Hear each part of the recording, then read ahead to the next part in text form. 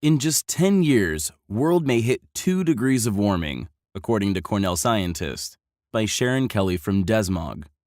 Back in 2011, a Cornell University research team first made the groundbreaking discovery that leaking methane from the shale gas fracking boom could make burning fracked gas worse for the climate than coal.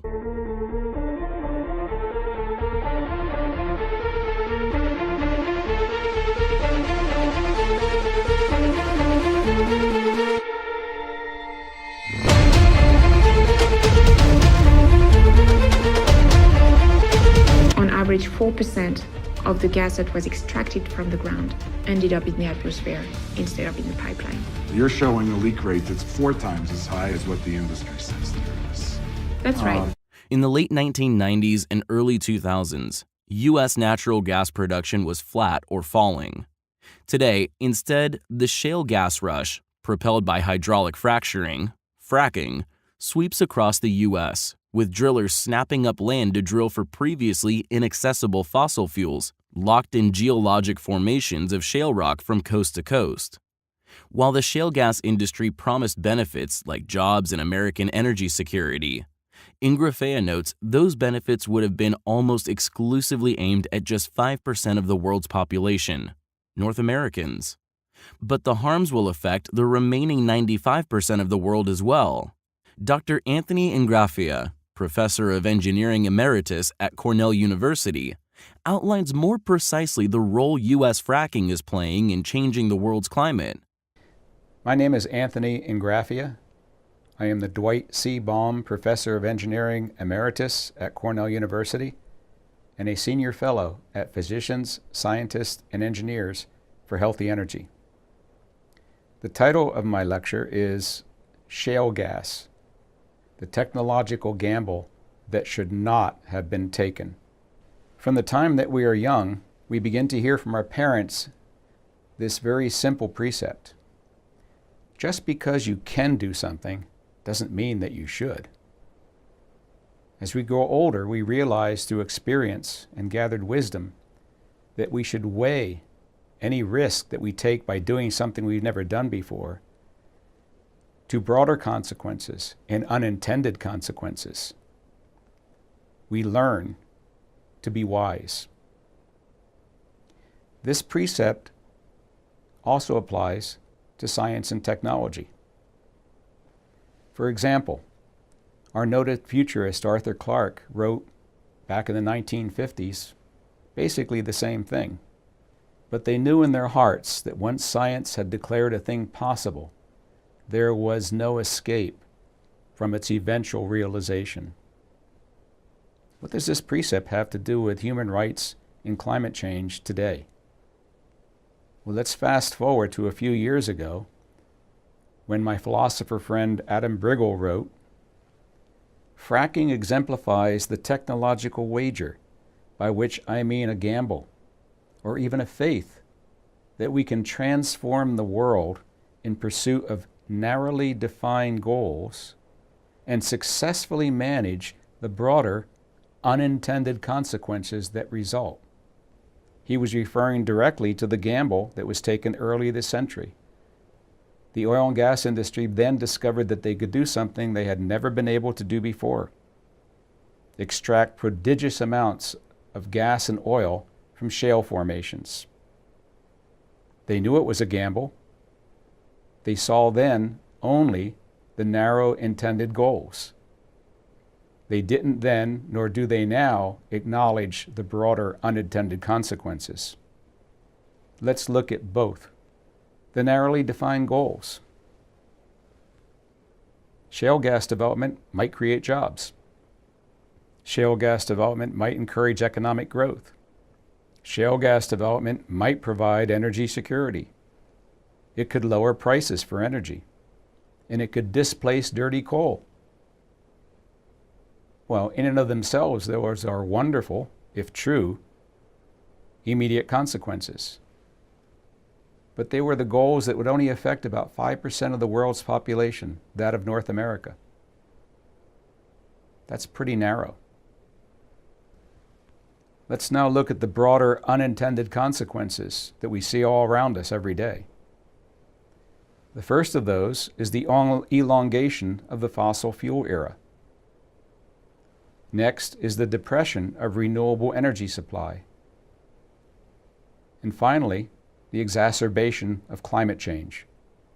The most recent climate data suggests that the world is on track to cross the 2 degrees of warming threshold set in the Paris Accord in just 10 to 15 years, according to Ingrafea.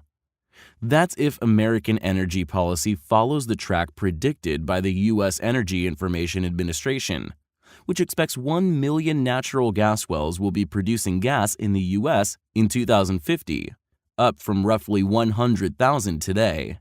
The history of the production of natural gas in the United States. The vertical axis is the amount produced. The horizontal axis is year. You'll note that first we saw a drastic increase in production of natural gas that was coming from onshore wells. That began to decline.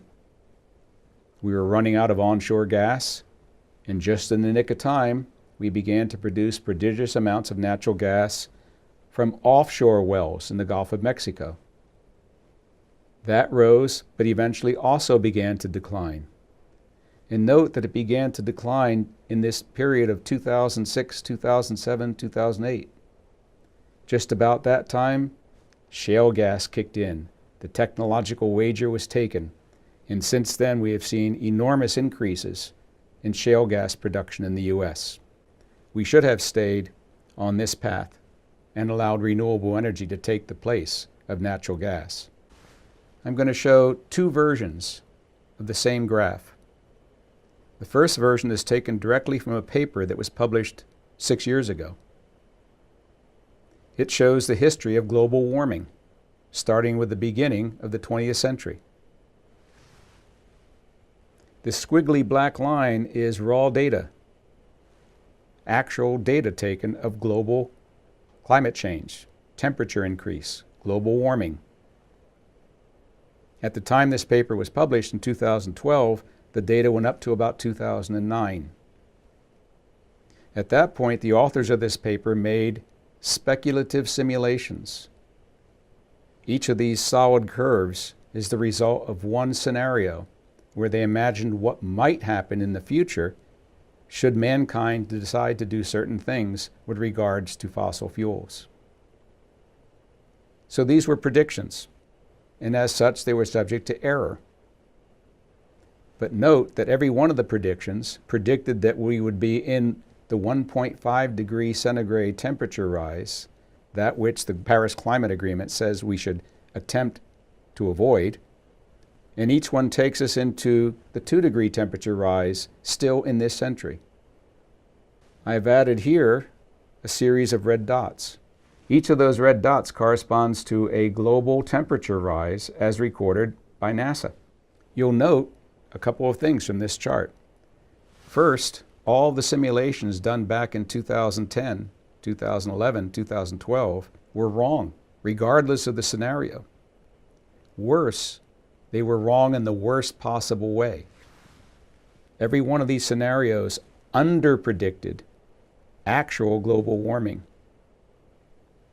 whereas the worst case scenario brought us to 1.5 degrees centigrade in 2040.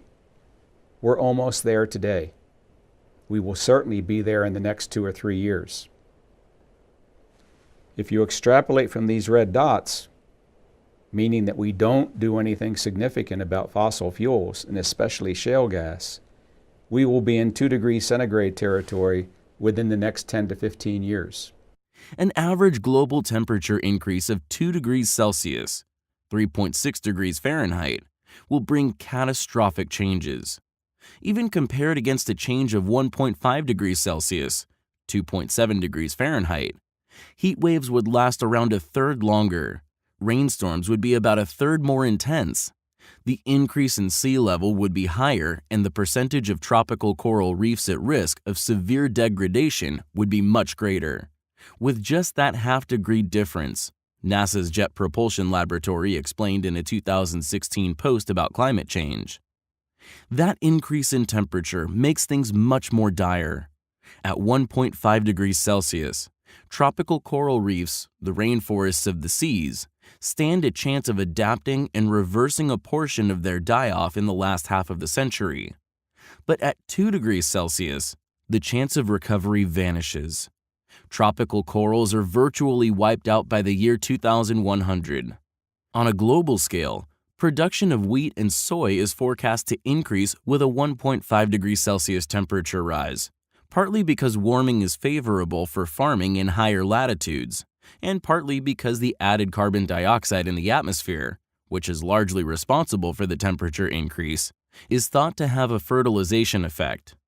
However, at 2 degrees Celsius, that advantage plummets by 700% for soy and disappears entirely for wheat. So what happened to the technological gamble? Did the people who made it, the oil and gas industry, our regulators, our legislators, our governors, our president, take into account that these broader unintended consequences weren't worth the risk? I'll go to my last graph. This one shows the history and the prognosis for shale gas development in North America. You will note in purple the history of shale gas production, how much has been produced, and the number of wells it took to produce it.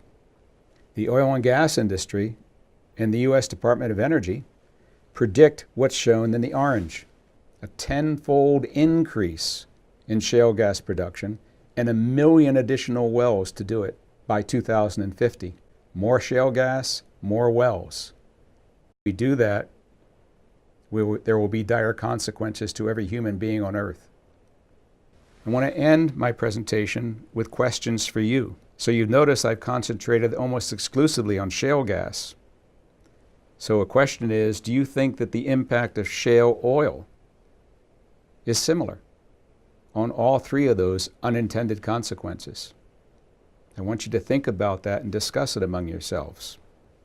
I also want you to think about whether shale gas and oil, currently produced almost exclusively in North America, will soon be produced in other places. And what will be the consequences of an even more drastic increase in the development of shale gas and oil around the world? The second series of questions has to do with you. What will you do in the face of this evidence?